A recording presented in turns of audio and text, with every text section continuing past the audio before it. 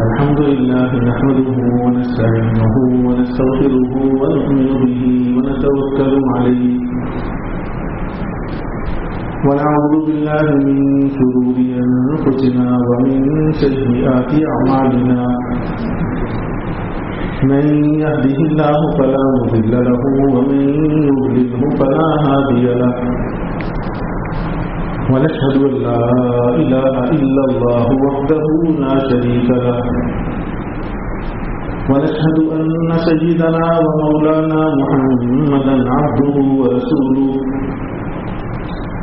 وصلى الله تعالى على خير خلقه محمد وعلى آله وأصحابه وبارك وسلم تسليما كثيرا كثيرا أما بعد فأعوذ بالله من الشيطان الرجيم بسم الله الرحمن الرحيم سبحان الذي أسرى بعبده ليلا من المسجد الحرام إلى المسجد الأقصى الذي باركنا حوله لنريه من آياتنا إنه هو السميع العليم صدق الله مولانا العظيم وصدق رسوله النبي الكريم ونحن على ذلك من الشاهدين والشاكرين والحمد لله رب العالمين. سامعین محترم، گزشتہ جمعہ سے واقعہ معراج پر گفتگو چل رہی ہے. عرض کیا تھا گزشتہ جمعہ میں کہ واقعہ معراج تاریخ انسانیت کا عجیب ترین اور عظیم ترین واقعہ ہے، مگر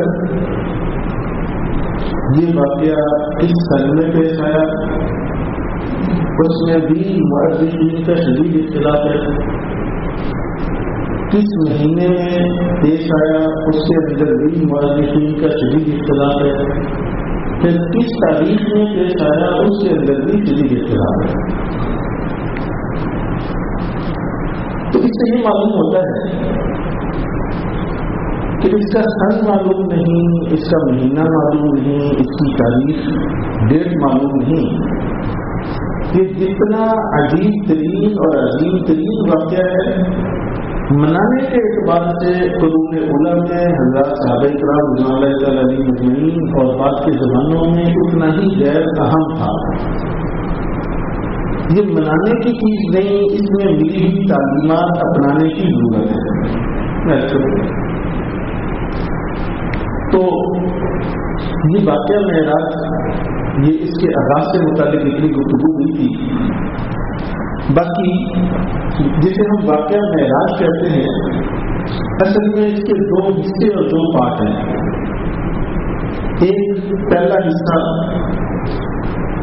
مسجد حرام سے شروع ہو کر مسجد اقصی تک کا، اور دوسرا سفر مسجد اقصی سے عرش معلا تک کا. پہلا حصہ جو مسجد حرام سے مسجد اقصی تک آپ کا سفر ہے، یہ سفر اسراء کہلاتا ہے. معراج یہ نہیں، یہ کیا ہے؟ واقعہ اسراء. اس میں اللہ نے اپنے بندے کو روحانی سیر کروائی. پھر مسجد اقصی سے عرش معلا تک کا سفر، یہ معراج. معراج کا معنی ہوتا ہے چڑھنا، سیڑھی. تو وہ سفر معراج ہے.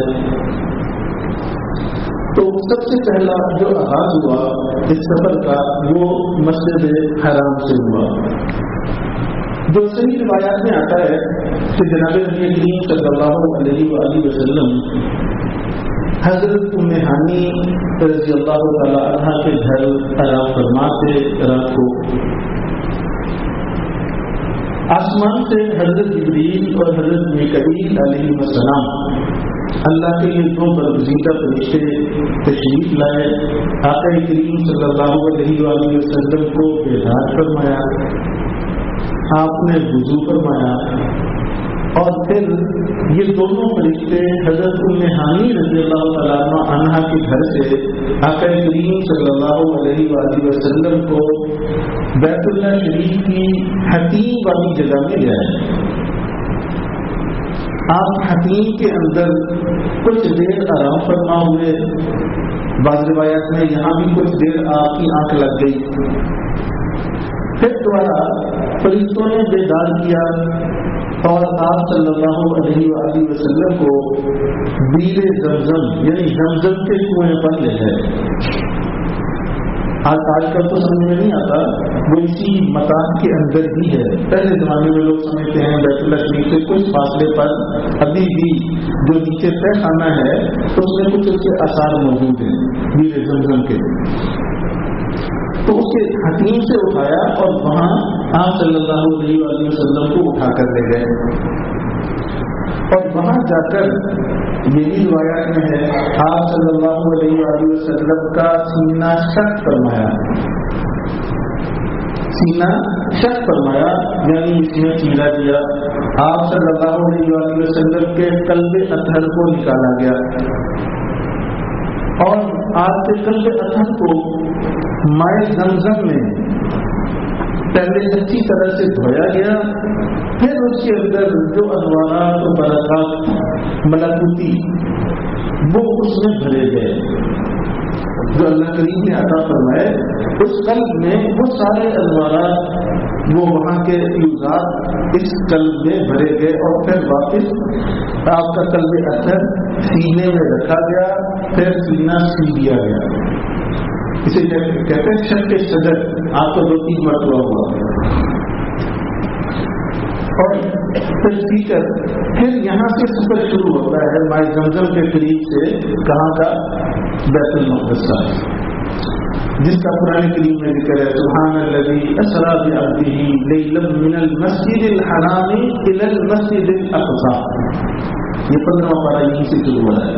اب یہاں سے سفر شروع ہوا ہے تو آپ صلی اللہ علیہ وسلم کو کے لیے اس سفر کے لیے ایک سواری براق منگوائی گئی۔ صحیح تلفظ تو اس کا غالباً براق ہے، براق راق کی شد کے ساتھ، لیکن اردو کے اندر براق مشہور ہے۔ برق اسی سے نکلا، برق روشنی،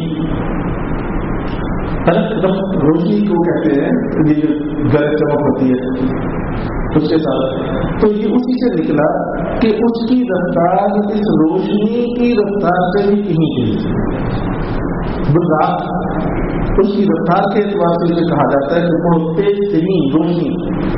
اب جانتے ہیں کہ ابھی تک انسانوں کے پاس جو پیمانہ ہے نا نپائی کا سب سے ایڈوانس اور لمبی مسافت کو ناپنے کا، وہ یہی روشنی کی رفتار ہے، اسے نوری سال کہتے ہیں، نوری سال۔ اس کی رفتار کتنی ہوتی ہے؟ ابھی تک سائنسدان ہزاروں سال سے عقل لگا رہے ہیں تو اللہ کی سجائے دیکھ رہا تو سمجھ نہیں سکے۔ کچھ سیارات تک گئے ہیں جو یہاں بیٹھے انہوں نے مشینوں سے ناپا تو وہ سورج اس زمین سے تقریباً 9 کروڑ نوری سال کی مسافت ہے۔ 9 کروڑ نوری سال، یہ سائنسدانوں کی تحقیق ہے۔ 9 کروڑ نوری سال، اور وہاں سے 9 کروڑ کی جو مسافت ہے، 9 کروڑ میل، نوری نہیں ہے یہ نوری سال کی مسافت ہے۔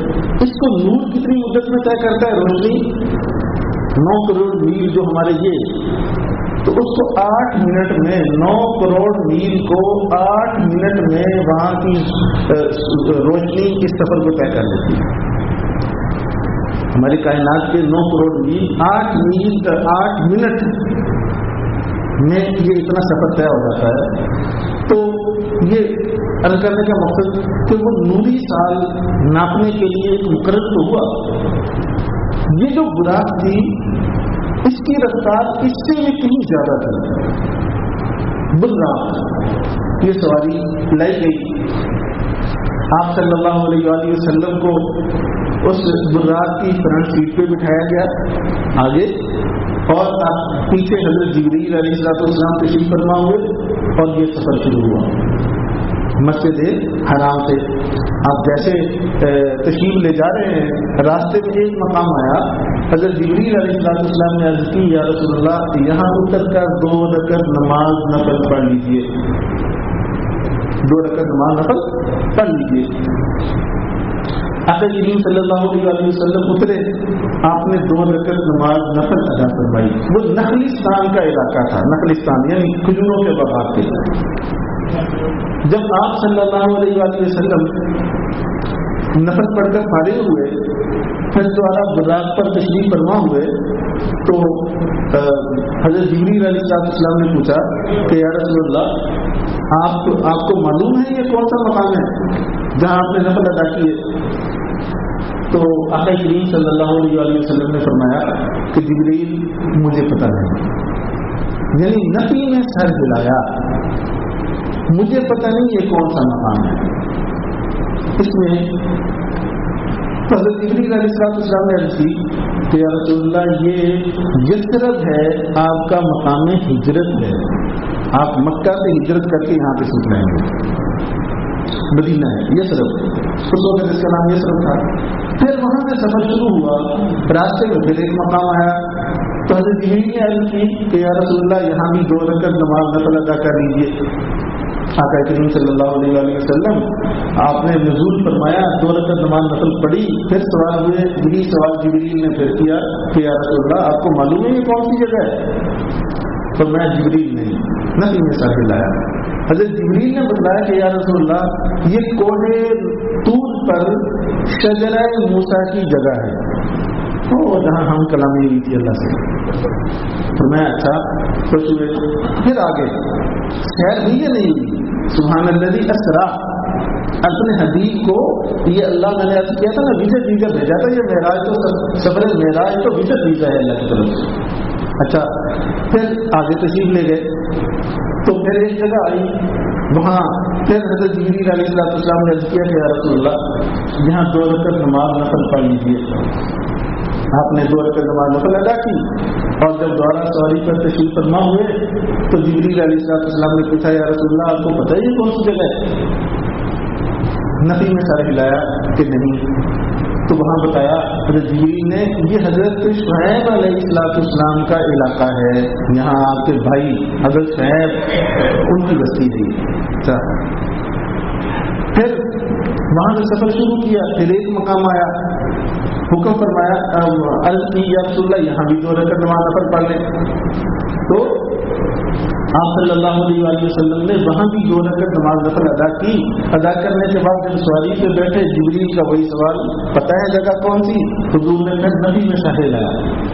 تو حضرت جبریل علیہ السلام نے عرض کی یا رسول اللہ یہ بیت اللحم ہے, بیت اللحم جہاں حضرت عیسیٰ علیہ السلام پیدا ہوئے تھے, یہ سرزمین انبیاء. اور پھر وہاں سے آگے سفر شروع ہوا, آپ تشریف لے گئے بیت المقدس. اب دیکھیے یہ آپ صلی اللہ علیہ وسلم کی سیر ہے, مسجد حرام سے مسجد اقصی تک. درمیان میں آثار قدیمہ دکھائے تھے, آثار قدیمہ, لیکن میں عرض کرتا ہوں ہمارے ہاں بہت گڑبڑ ہو چکی ہے دین میں. ہم دین دار کا مطلب یہ ہے کہ وہ کسی بھی سیر و سیاحت کا قائل نہیں ہو سکتا, نہ ایسی جگہ پہ جا سکتا ہے. دین دار کا مطلب یہ ہے کہ وہ بند رہے, باقی لوگوں کا مطلب یہ ہے کہ جہاں مرضی پھرتے رہیں, جیسے مرضی پھرتے رہیں. نہیں بھائی, ہر مسلمان کے لیے سیر کا بھی حکم ہے, آپ کریں سیر, منع نہیں ہے, ہاں اس کی حدود و قیود ہو. تو آقا کریم صلی اللہ علیہ وسلم نے سیر کی, قرآن میں بھی حکم ہے کل سیرو فی الارض, زمین میں سیر کیا کرو, چلا کرو. اس سفر سے بھی علوم کھلتے ہیں انسان کے, مشاہدے سے انسان کا ذہن بھی کھلتا ہے, معلومات میں بھی ترقی ہوتی ہے, علوم کھلتے ہیں. تو اب بعض دیندار ایسے خوش ہو جاتے ہیں, شہر اچھا جی فلاں مولوی صاحب شہر کرنے گئے تھے, مری سیر کرنا جرم ہے. یہ تو کون کر سکتا ہے؟ مولانا کے علاوہ باقی سارے کر سکتے ہیں. بھائی ہم اس کی نفی کرتے ہیں.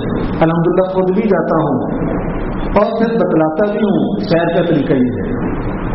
ملیشیا کے سفر میں 11 ریاستوں میں سفر ہوا. ہم نے سوشل میڈیا پہ سارا دکھایا اور بتایا اپنے مسلمان بھائیوں کو. الحمدللہ آج تک اس کے کمنٹ آتے ہیں کہ اس زمین کی سیر کا یہ طریقہ ہے. آپ کسی ملک میں گئے ہیں, آپ کیا سیر کریں گے؟ وہاں کی اسلامی تاریخ کو کھنگالو, وہاں کی مثبت چیزوں کو اجاگر کرو, اپنانے کی چیزوں کو لو. اب دیکھیں آقا کریم صلی اللہ علیہ وسلم کو رب باری تعالیٰ خود سیر کروا دیں, اثار سلیمہ بھی دکھا رہے ہیں. میرے نبی کی سنت کیا رہی, وہاں طریقہ کیا رہا. جہاں بھی کوئی ایسی جگہ آئی 2 رکعت نماز نفل ادا کی. اللہ کی ایسی جو مظاہر قدرت ہے ان کو دیکھ کر جھک جاؤ. وہاں ان مقامات پہ بھی اللہ کو یاد کر لو. ایسی جگہ پہ جاؤ. دنیا میں جو ملیشیا کی چیئر لفٹ ہے نا, 10 چیئر لفٹیں ہیں دنیا میں. جو وہاں اس کی ملیشیا کی چیئر لفٹ ہے ایک جزیرے سے شروع ہوتی ہے لنکاوی, تو وہ دنیا کی سب سے زیادہ ہائٹ پہ ہے اور 1 نمبر. پوری دنیا کے سیاح وہاں آتے ہیں.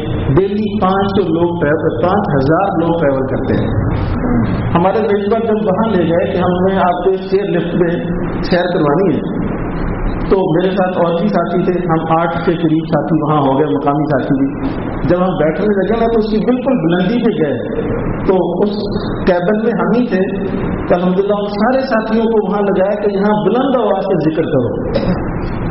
سارے ساتھی بلند آواز سے 10 منٹ تک ذکر کرو, تاکہ یہ جتنے سبزہ, حجر, شجر, پہاڑ, ہر ایک چیز آپ کے حق میں گواہ بن جائے گی کہ یہ یا اللہ یہ تیرا بندہ یہاں آیا تھا, یہاں بھی تجھے بھولا نہیں. ان بلندیوں میں بھی رب کو بھولا نہ جائے. جہاں جاؤ وہاں اللہ کا ذکر کر لو. پہاڑوں پہ جہاں بھی اللہ کا شکر ہے. یہ جو سیاحت کا یہ طریقہ آپ صلی اللہ علیہ وسلم نے اپنے محبوب صحابی حضرت معاذ کو جو 6 نصیحتیں کی تھی, ان میں ایک نصیحت یہ فرمائی تھی جب یمن کا گورنر بنا کر بھیج رہے تھے, کئی مہینوں کی مسافت تھی. فرمایا اے معاذ اذکر اللہ عند کل شجر وحجر, ہر درخت اور پتھر کے پاس اللہ کو یاد کر لیا کرنا, اللہ کا ذکر کر لیا کرنا. اس کے تحت محدثین نے لکھا حضور نے اپنے اس محبوب صحابی کو یہ جو نصیحت وصیت کی کیوں کی؟ فرمایا اس لیے تاکہ یہ شجر و حجر اس کے حق میں گواہ بن جائے, اس کے حق میں گواہ بن جائے. تو سیر کا ایک یہ بھی طریقہ ہے. ہمارے یہاں کیا ہوتا ہے, سیر و سیاحت کے لیے گئے رب کو بھول گئے. اچھے خاصے نمازی وہاں جا کر نماز چھوڑ دیں, اچھے خاصے دیندار وہاں بے دین ہو جائیں. نہیں, ایسے مقامات پر جا کر آپ قابل تکلیف بنو. اللہ نے آپ کو اس مقام تک پہنچایا, آپ کسی صحت کے لیے گئے ہیں, سیر کے لیے گئے ہیں, وہاں تو اللہ کے سامنے مزید جھکنے کا مقام ہے کہ جھک جاؤ. اللہ نے کتنا بڑا کرم کیا کہ مجھے چنا اور مجھے اپنی زمین دکھا دی. تو دیکھو میرے آقا کی بھی یہ سیر تھی. سبحان الذی اسری, قرآن کہتا ہے اللہ نے سیر کروائی ہے. اس سیر میں آثار قدیمہ دکھائے. جہاں بھی کوئی ایسی جگہ آئی وہاں 2 رکعت نماز نفل آقا کریم صلی اللہ علیہ وسلم نے ادا فرمائی. تو بتلا دیا سنت سیر یہ ہے کہ جہاں بھی جاؤ وہاں اپنے رب کو یاد رکھو. خوشی کا موقع یہی ہے. میرے عزت فرمایا کرتے ہیں مسلمان کی حقیقی خوشی کیا ہے کہ اپنی خوشی میں اپنے رب کو خوش کرے. مومن کی حقیقی خوشی یہ ہے کہ جہاں بھی اس کا خوشی کا کتنا بڑا مقام ہے اپنے اللہ کو خوش کرے, تو یہ مومن کی حقیقی خوشی ہے. یہ مومن کی خوشی نہیں ہے کہ اپنی خوشی میں شیطان کو خوش کر لے اور رب کو ناراض کر دے. یہ ہماری خوشیاں نہیں ہیں, یہ غیروں کی خوشیاں ہیں. ایسی خوشیاں غم لے کر آتی ہیں. بات دور نکل جاتی ہے, موضوع سے نہیں نکلنا چاہتا. بہرحال یہاں آقا کریم صلی اللہ علیہ وسلم تشریف لے گئے. اب بیت المقدس پہنچے. وہاں بیت المقدس کے دروازے پر ایک چٹان تھی جس میں سوراخ تھا. اس سوراخ کے ساتھ رسی کو آقا کریم صلی اللہ علیہ وسلم کی براق کی جو رسی تھی, مہار تھی, اس کے ساتھ اس کو باندھا گیا. آقا کریم صلی اللہ علیہ وسلم بیت المقدس میں تشریف لے گئے. اور وہاں جا کر بھی سب سے پہلا کام 2 رکعت نماز نفل ادا کی. اس سے مطلب صحیح روایات میں ہے کہ وہاں پہنچتے ہی 2 رکعت نماز نفل ادا کی. اسی لیے فرمایا اسرا بعبدہ، جو میں عرض کر رہا تھا یہ میرا بندہ تھا جو مجھے کسی موڑ پہ نہیں بھولتا تھا. یہ ہے اصل بندہ جو رب کو نہ بھولے. میرا بندہ، میں نے اپنے بندے کو سیر کرا دیا. تو وہاں جا کر 2 رکعت نماز نفل پڑھی اور پھر اس کے بعد آپ صلی اللہ علیہ وآلہ وسلم کو وہاں 2 پیالے پیش کیے گئے. ایک میں شہد تھا اور ایک میں شراب تھی. آپ صلی اللہ علیہ وآلہ وسلم نے شہد والے پیالے کو لے لیا، شراب والے کو چھوڑ دیا. تو جبریل نے بتایا جنت کی شراب ہوگی، دنیا کی شراب تو نہیں ہوگی. تو حضرت جبریل علیہ السلام نے عرض کی یا رسول اللہ اگر اس شراب والے پیالے سے آپ کچھ لے لیتے آپ کی ساری امت گمراہ ہو جاتی. آپ نے شہد کیا ہے لہذا اب آپ کی ساری امت گمراہ نہیں ہو سکتی، بہت طبقہ ہو جائے گا، لیکن حق والے ہر زمانے میں رہیں گے. بعض روایت میں ہے کہ 4 پیالے پیش ہوئے، ایک شہد کا، ایک شراب کا، ایک پانی کا اور ایک دودھ کا. تو آپ صلی اللہ علیہ وسلم نے اس میں سے دودھ کو منتخب فرمایا، پانی اور دودھ والے میں دودھ کو. اس پر جبریل علیہ السلام نے عرض کیا یا رسول اللہ اگر آپ پانی کو اختیار فرماتے آپ کی امت ساری کی ساری پانی کے عذاب سے غرق ہو جاتی. تو لیکن آپ صلی اللہ علیہ وسلم نے وہاں وہ دودھ کو منتخب فرمایا. اچھا اب یہاں یہ معاملہ ہو چکا. اب اس کے بعد آگے سفر معراج، میں نے عرض کیا نا یہ تو کیا تھا، سفر اسرا تھا. آگے سفر معراج شروع ہو رہا ہے. لیکن یہاں رک کر کہ یہ جو سفر عجیب ترین بھی تھا، عظیم ترین بھی تھا، اس کی ایک غیر مسلم بھی گواہی دیتا ہے. ایک غیر مسلم نے گواہی دی جو صحیح کتب تاریخ کے اندر بھی موجود ہے اور اس کا آغاز بخاری شریف کے اندر بھی موجود ہے. وہ کیا کہ حضور علیہ السلام نے ایک خط شاہ روم کے نام لکھا تھا، جس کا نام شاہ روم اس وقت کیسر تو ان کا ایک اجتماعی نام تھا، ہریکل نام تھا اس کا، ہریکل. اس کے نام آپ نے ایک خط لکھا اور لے کر جانے والے حضرت دہیہ ابن خلیفہ رضی اللہ تعالیٰ عنہ، حضرت دہیہ ابن خلیفہ یہ خط لے کر وہاں روم کے بادشاہ کے پاس گئے. اس میں دعوتی خط تھا کہ دیکھو تم بھی اہل کتاب ہو، مجھے بھی اللہ نے کتاب عطا کی ہے، میں نبی ہوں، میں تمہیں دین کی طرف دعوت دیتا ہوں. اس میں جو آپ کا والا نامہ تھا جب اس کو پہنچا تو ایک دم بڑا سمجھدار آدمی کا ہریکل اس نے پڑھا تو اس نے کہا کہ یہ خط سے معلوم ہوتا ہے کہ واقعہ یہ کوئی غیر معمولی ہستی ہے، لیکن اس سے پہلے تعارف نہیں تھا. اس نے سوچا کہ اب کیسے ہو، تو اس نے آرڈر دیا اپنی سلطنت میں کہ وہاں عرب حجاز کے جتنے لوگ آئے ہوئے ہیں یہاں روم میں ان سب کو کل کی دعوت دو کہ میرے پاس جمع ہو، میں ان سے احوال لینا چاہتا ہوں. اس سے جب وہ سارے لوگ جمع ہوئے نا حجاز سے آئے ہوئے، اس میں ابو سفیان بھی تھے، یہ حضور کے سخت مخالف تھے، مد مقابل تھے، ہر بات میں مخالفت کرتے. اب جب ان کو بلایا کہہ رہے پہلے تو یہ حیران ہوئے یہ تجارت کے لیے سے گئے ہوئے تھے تو ہمیں بادشاہ نے کیوں جمع کیا، پتہ چلا کہ کوئی تحقیق کرنی ہے. تو کہہ رہے جب انہوں نے کہا نا کہ وہاں سنا ہے کہ جو ہے آپ کی وہاں مکہ میں حجاز میں ایک نبی آئے ہیں جن کا نام محمد ہے صلی اللہ علیہ وسلم، تو اس کے متعلق میں نے پوچھنا ہے کہ وہ کیسا انسان ہے. تم تو وہاں سے آئے ہو جانتے ہوں گے. کہہ رہے میں دل میں بڑا خوش ہوا کہ آج موقع ملا ہے، میں آج ان کا تعارف کرواتا ہوں. کہتے ہیں کہ اب میرا ہی نمبر آیا تو مجھ سے پوچھنے لگے کہ یہ آپ اس کے بارے میں کیا جانتے ہیں.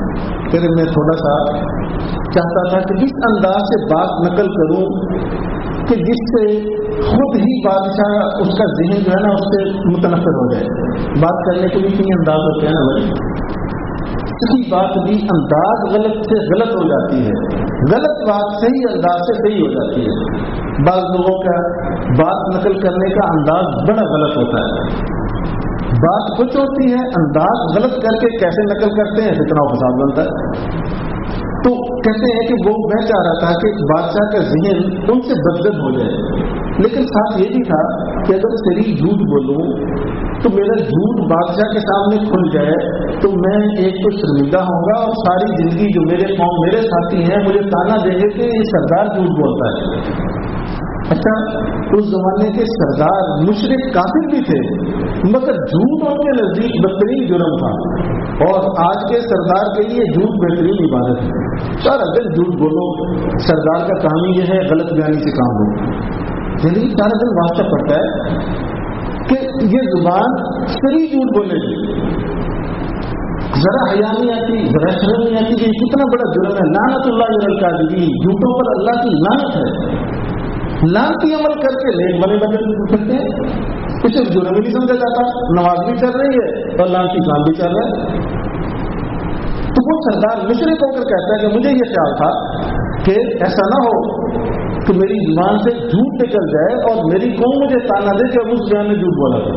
مقت مخالف اس کے بارے میں بات نقل کرنی ہے لیکن جھوٹی نہ جائے۔ کہتے ہیں کہ میں نے سوچا کیا کروں، کہ میرے ذہن میں ان کا یہ واقعہ معراج آیا تو میں ان کے سامنے نقل کروں گا، خود ہی بادشاہ کہے گا یہ بات تو ہو ہی نہیں سکتی۔ کہ میں نے ان کے سامنے کے لیے ابھی حال ہی میں، آپ اس سے اندازہ لگائیے وہ کیسا آدمی ہے کہ ابھی حال ہی میں ایک واقعہ پیش آیا، وہ کہتا ہے کہ ایک ہی رات میں وہ مکہ سے چلے، بیت المقدس پہنچے، 4 جگہ نفل پڑے، وہاں مسجد بیت المقدس میں آ کر نفل پڑے، وہاں پانی کے پیالہ پیا، شہد کا پیالہ پیا، دودھ کا پیالہ پیا، اور پھر کہتا ہے میں 7 آسمان کراس کیے ہیں، وہاں ملاقاتیں ہوئی ہیں، اللہ سے ملاقات ہوئی ہے، راستے میں آیا ہے، پھر پورا واقعہ نقل کیا، اور کر کے صبح کی نماز پھر انہوں نے وہاں آ کے پڑھائی ہے۔ آپ اس سے اندازہ لگائیے کہ وہ کیسا آدمی ہے۔ اب دیکھیے بات صحیح نقل کی ہے، انداز کیا ہے۔ کہتے ہیں کہ ابھی میں نے یہ بات نقل کی تو بادشاہ کے دربار میں، کیونکہ وہی روم کا علاقہ ہے، وہاں بیت المقدس کا جو سب سے بڑا عالم تھا اس کا نام تھا ایلیا، وہ ایلیا کھڑے تھے بادشاہ کے دربار میں۔ اس نے کہا بادشاہ سلامت، یہ جو واقعہ سنا رہے ہیں اس رات کا میں بھی گواہ ہوں، یہ سفر ہوا ہے۔ اگر دنیا کسی کو نیچے کرنے پہ آئے نا، اور اللہ نہ نیچا کرنا چاہتا ہو، دنیا الٹی ہو جائے، کبھی نیچا نہیں کر سکتی۔ جسے عزت اللہ دیتا ہے اسے کوئی ذلیل نہیں کر سکتا، ذلیل کرنے والے ذلیل ہوتے ہیں۔ میرے نبی کو ابو سفیان کھڑا ہے میدان میں، اور جھوٹا ثابت کرنے کے لیے وہیں سے گواہ کھڑا کر دیا، یہ جھوٹا ہے، وہ جس کی بات کر رہے ہیں اس کا میں چشمدید گواہ ہوں۔ وقت پورا ہو گیا، آگے نقل کروں گا۔